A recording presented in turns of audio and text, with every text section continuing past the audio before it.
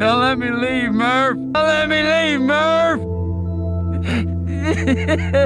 Pouvez-vous imaginer un film qui vous fait vous demander ce qu'est vraiment le temps? Un film qui vous demande si l'amour peut transcender le temps et comment une seule minute peut valoir 7 années?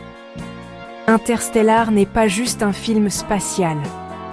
C'est un film qui élargit votre esprit et vous pousse à repenser les choses. Dans cette vidéo, je vais vous révéler des informations fascinantes et méconnues sur ce film, 10 ans après sa sortie. Et après l'avoir regardé maintes et maintes fois, nous allons décortiquer ensemble cette fin qui a laissé tant de spectateurs perplexes.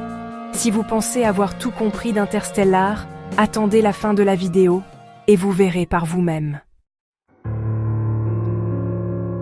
La science derrière la fiction.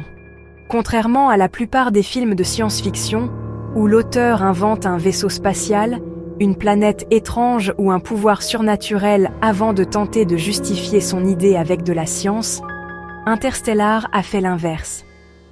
Christopher Nolan a collaboré avec un véritable physicien théoricien, Kip Thorne, qui a d'ailleurs remporté un prix Nobel par la suite. Il lui a dit « Je veux faire un film de science-fiction, mais sans violer les lois de la physique connues à ce jour. » Ainsi, tout dans le film, des trous noirs au vortex, en passant par la représentation même du temps, a été conçu avec une rigueur scientifique. Ce n'est pas du simple graphisme ou de l'imagination pure. Exemple frappant. Le trou noir Gargantua dans le film n'a pas été créé par des designers graphiques. Il est le résultat de calculs mathématiques et physiques extrêmement complexes, exécutés sur des supercalculateurs. Le résultat? Une représentation si précise que, lorsque les scientifiques ont capturé la première vraie image d'un trou noir en 2019, elle ressemblait de façon troublante à celle du film. Interstellar n'a pas seulement été scientifiquement exact, il a aidé la science à progresser. La dilatation du temps, une réalité terrifiante. Sur la planète Miller, une minute équivaut à 7 années sur Terre. 7 years per hour here. Beaucoup ont cru à une invention purement fictive. Mais c'est en réalité un phénomène physique appelé dilatation temporelle.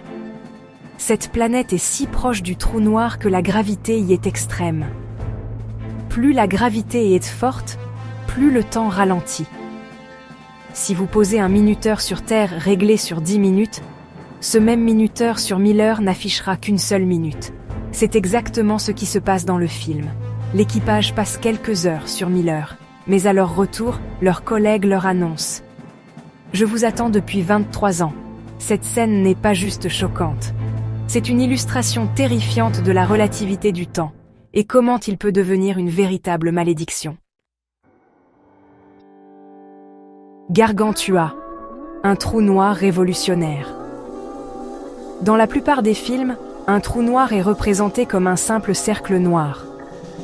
Mais dans Interstellar, il est entouré d'un halo lumineux, comme s'il irradiait tout en tournant sur lui-même. Pourquoi? Parce que la lumière elle-même se déforme autour de cette gravité monstrueuse.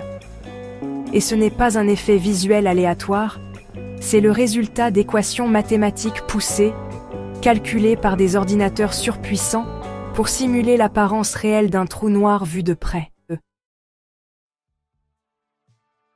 La scène des larmes, un moment de vérité. Vous vous souvenez de la scène où Cooper, interprété par Matthew McConaughey, regarde les vidéos de ses enfants et fond en larmes de manière hystérique? Beaucoup ont cru à un jeu d'acteur magistral, mais la vérité est encore plus forte. Nolan n'avait pas prévu cette réaction. En fait, il a fait regarder les vidéos à McConaughey pour la toute première fois pendant le tournage. Ses larmes étaient réelles, son effondrement authentique. Nolan n'a coupé aucune prise, il a gardé la première, et c'est pour ça que cette scène est devenue l'une des plus mémorables de l'histoire du cinéma. Le refus des effets spéciaux, la magie du réel. Nolan déteste vraiment les images de synthèse. Pour Interstellar, il a par exemple planté un vrai champ de maïs pour les scènes agricoles, construit un robot TARS fonctionnel, contrôlé à distance, et tourner sur des glaciers en Islande plutôt que d'utiliser des fonds verts. Résultat, tout ce que vous voyez à l'écran est 100% réel. C'est ce qui rend le film si puissant. Vous ne regardez pas une illusion. Vous voyez ce qui s'est vraiment passé devant la caméra. Et maintenant, la partie la plus importante, la fin. Comment Cooper entre-t-il dans le trou noir et se retrouve-t-il dans un espace étrange où il voit sa fille à différents moments de sa vie? Nolan introduit ici une idée théorique, la 5e dimension. Nous percevons 3 dimensions, longueur, largeur, hauteur. Le temps, c'est la 4e. Mais dans la 5e dimension, le temps n'est plus une ligne. C'est un espace physique. Cooper, en entrant dans le Tesseract, peut voir chaque instant de la vie de Murph et choisir où intervenir. Ce ne sont pas des extraterrestres qui l'aident, mais les humains du futur, devenus si avancés qu'ils transcendent le temps pour aider leurs ancêtres.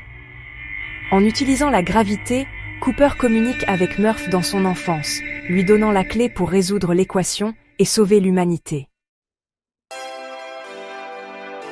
Interstellar n'est pas juste un film sur la science ou l'espace. C'est une histoire de sacrifice, de temps perdu, d'un père qui abandonne sa fille pour sauver l'avenir. Et la retrouve, changée par le temps, son visage portant les stries des années volées par la relativité.